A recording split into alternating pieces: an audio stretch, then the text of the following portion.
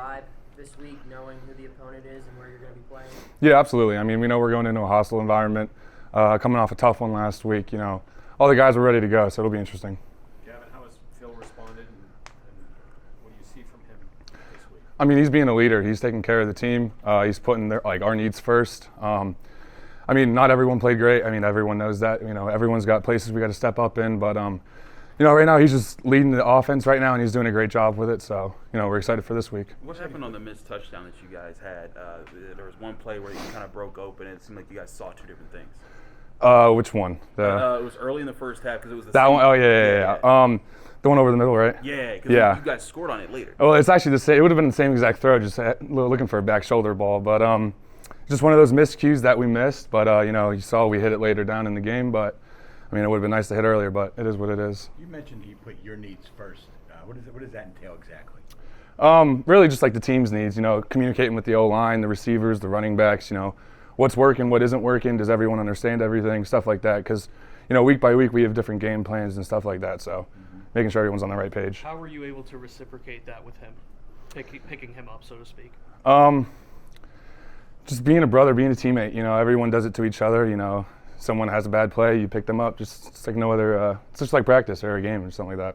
Gavin, what gives you confidence that the offense can kind of pick things up and improve off of what they did last week? I mean, I've seen what we've done in camp. You know, we're a tremendous offense, a tremendous team, and I know we can get it done. We just gotta start connecting and hitting those, hitting the big plays.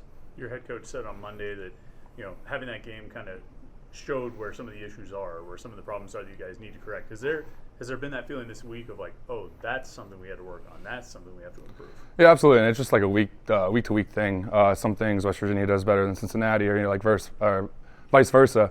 Some things we just got to clean up on and stuff like that. So yeah. I feel like you and Carter have been starting and playing a lot together. What's that relationship been like so far and growing in the games this season? Yeah, I mean, it's awesome. We started out last year, we were pretty close. This year, I feel like just as a whole, and me and Carter together, gotten a lot closer. And as the camp went on and the season's going on, we're definitely building that relationship even stronger. How impressed are you with the work that Carter's been able to put in, losing all that weight, working on the skill set and everything? How impressed are you with that? Very impressed. I mean, it shows his dedication and determination towards his team and towards the tight ends as well. So us seeing that, you know, it shows us that he cares and we can count on him to do his job. Where are you at? Well, just because we're talking about him, I'm curious, like, when you first met him, like, did you know his story, that he had been a 300 whatever pound D tackle? Like, no, I found that out like a couple days after he got, because I asked him, I was like, yeah, like, what's your story? Like, who is this kid? But no, when he told me that, I was like, that's a crazy journey. Good for him, and you know, he's going to do a great job this year. Where are you at as a blocker when you look back and how you, especially in the run game, with what you guys are trying to do on the ground? How do you see yourself right now?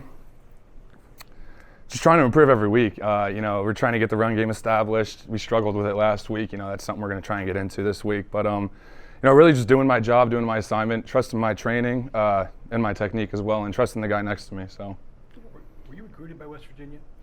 No, I wasn't recruited really by any Power 5 school except here. So. What does that mean to you going up against another Power 5 school that kind of ignored you when you were in high school? I mean, it's just personal. Every game's personal for me. You know, Pitt was the only school that gave me an offer, or Power 5 offer, but right. So every team we play that's Power 5, it's personal for me. So I'm trying to prove something. Should note that Gavin was named to the AFCA Good Works team yesterday as well. What did that mean to you? I mean, it means everything to me. But I mean, then again, I don't need a reward to tell me all the good things or stuff like that I'm doing. You know, the team, everyone on the team is doing a tremendous job. We're doing community service events. Alliance 412 is helping us out with that, and so is Celeste. So it's great. That's something that Deslin took the charge of for quite some time here. What did he teach you about being a good community member and giving back? Just doing what the people want, really understanding their needs and how they support us. You know, we got to do the same to them because you know, it shows out on Saturdays. What are you doing in the community? What kind of things specifically? Food banks, food drives, children's hospitals, and then blood drives we do for in April during spring ball. We do like team community service. We heard a lot from Donovan and McMillan about how physical you guys are expecting this game to be. What's been the key on the offense for what West Virginia tries to do up front to be able to win in the trenches this time? You know, they do a lot of great stuff up front. You know, our guys know that it's going to be a dogfight. You know, they're going to bring it, we're going to bring it, and we're excited for a 60-minute dogfight. Gavin, do you feel like you have a better understanding of the history of this rivalry now that you're actually a part of it, or you were a part of it last year? Yeah, absolutely. Last year I was a little cloudy on like what it really was, but this year, after playing last year, I really understand and what the true meaning is and like what it means to everyone on the team and as well as the community because it means a lot to them as well and the alumni. What was it like for you when you walked out on the field on September 1st last year and saw that big of a crowd? That was the biggest crowd I've seen. It was pretty exciting, and just seeing the crowd and like the atmosphere, you knew it was going to be a violent game, and it was, and it's going to be this year.